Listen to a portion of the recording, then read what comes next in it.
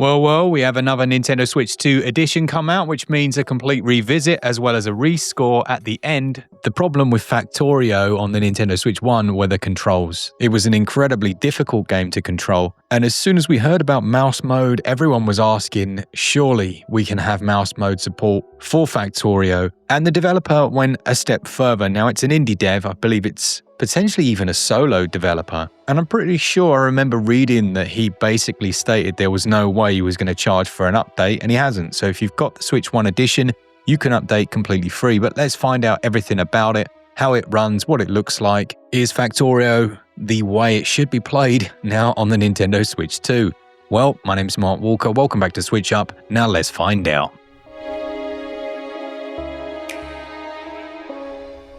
Factorio has been out for a number of years on the Nintendo Switch. We reviewed it on the channel and absolutely loved it. In fact, it was Asdin. I thought it was Glen, but it was Asdin that reviewed this one for us. But the main issue with it were the controls. Just trying to carry a game that has lots of keyboard shortcuts and combinations across to a standard controller was difficult. And it meant that very often there were inputs where you had to press multiple buttons at the same time. Navigating the UI was nowhere near as easy as it is on PC. And I'm sure as soon as the developer knew about the Nintendo Switch 2, they were keen to update the game. So let's start off then with the resolution. Now in handheld mode, we get a native 1080p running at 60 frames per second. In this mode, it feels great. You can detach the joycons and use mouse mode, but we'll talk a little more about that for the docked mode. But generally, it's just an impressive and enjoyable way to play the game now. It also supports VRR, variable refresh rate, when in handheld mode, which is great. It's one of those titles where you almost don't know the limits of what's required because you can build such huge and complex setups that, you could tax the game almost to the limit of your own ability at times, and thus performance could come below 60.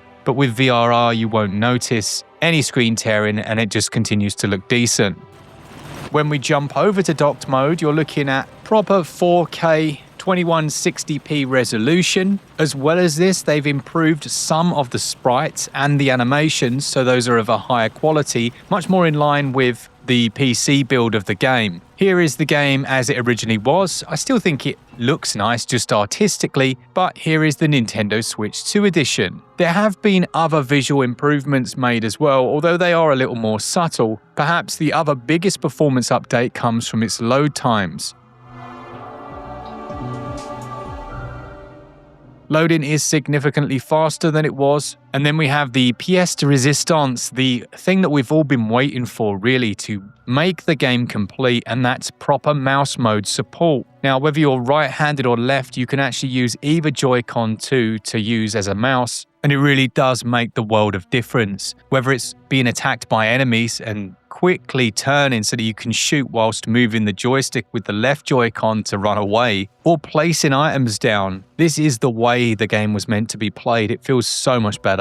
You can also use that for menus, dragging and dropping, and you kind of take it for granted after a while, but then you go back and try it on Switch 1 and it's a night and day improvement. So then, aside from the much better resolution, better performance, better load times, VRR support, what else does it offer? Well, the ability to build much larger bases. Similar to No Man's Sky really, the Switch 1 edition of that had a limiter so that you could limit the base building size, because if it got over a certain size, it would just kill performance. Now with Factorio, the Switch 2 edition, you can have vast, complex things that still run at 60 frames per second. As well as that, there's actually extra content that isn't available on the Switch 1 edition. Now, I did mention it is a completely free update, but there is the Space Age DLC that's only available with that Switch 2 edition. That continues the player's journey after they've launched rockets into space. You'll be discovering new worlds, build your defenses up, and of course catch asteroid chunks out of the sky. There's a ton of content there. But as we say, that is entirely optional. Now, as with the base game,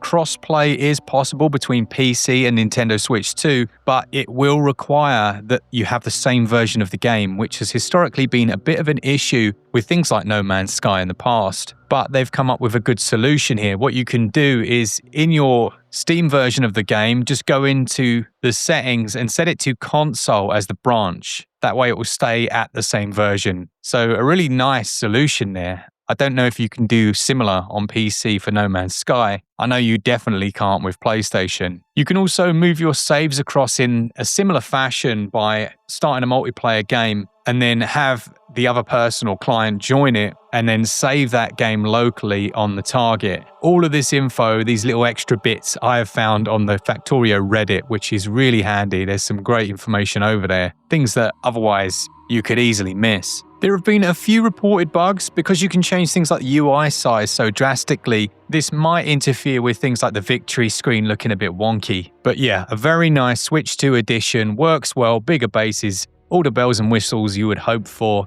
and a complete and utter life eater. So what actually is Factorio then, for those of you that haven't played it before? And why might it become your most played game if you go down the rabbit hole? Well, on the face of it, the initial loop feels pretty straightforward. You have this small sprite character, you can chop down trees, mine stone and ore, but then very quickly you uncover the ability to build. And not only can you build drills and furnaces, but you can also create conveyor belts and little claw grabbers to move resources about. And it doesn't take long before your brain goes, well, why don't I just combine all of these things and I can sit back and watch the whole thing play out? And that's when Factorio gets amazing. Now, on top of that, you're on an alien world and aliens will attack you, and all of a sudden it becomes this 360 shooter, feeling almost like a twin stick, but obviously if you're using the mouse, it's much easier to aim. Everything you do will require energy, initially burning raw materials like coal and wood to power your machines, but later using hydroelectricity and more advanced machines to aid with your production lines. Things like steam, solar, and there is a beauty in gradually building up those massive factories, sitting back and looking at what you've created, and then building those turrets and defenses to keep it all alive. It's an incredibly addictive game that finally works properly on a console. Yes, don't get me wrong, you could work around and learn the controls with a controller. It's not as efficient as mouse and keyboard, but it was doable, but it's so much quicker like this. So I had to buy the game again myself, which I was happy to do, and that was £27, which is slightly on the higher end, I guess. It does feature online play as well for 64 players, but that Space Age DLC is also 27 quid. So combined, you could actually have quite the outlay. But I would say in terms of the value that you're getting out, it's not about the time, it's about the quality. And yes, you're getting a bunch of time, don't get me wrong, hundreds and hundreds of hours potentially, but it's an incredibly well-refined gameplay experience, no pun intended, and a pretty measly 2.5 gig install.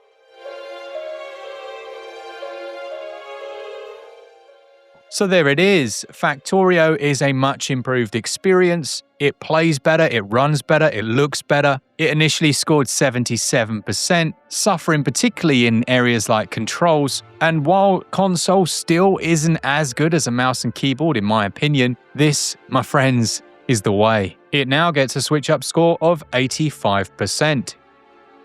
Alright, that's it for this one. Let me know in the comments, is this one you're going to be picking up? I do warn you, this isn't one of those, oh, it's very addictive. This is ridiculously addictive. It will eat your life, all your time. Forget the backlog, as if we had time for that anyway. Yeah, this could seriously do some damage. Thank you to all of you that enjoy the content, to our Patreons, our new members as well, you absolute legends. Remember, we are giving away that Nintendo Switch 2 and announcing it all at the end of the month. For all things Switch, all the time, keep it Switch up. Cheers, guys. See ya!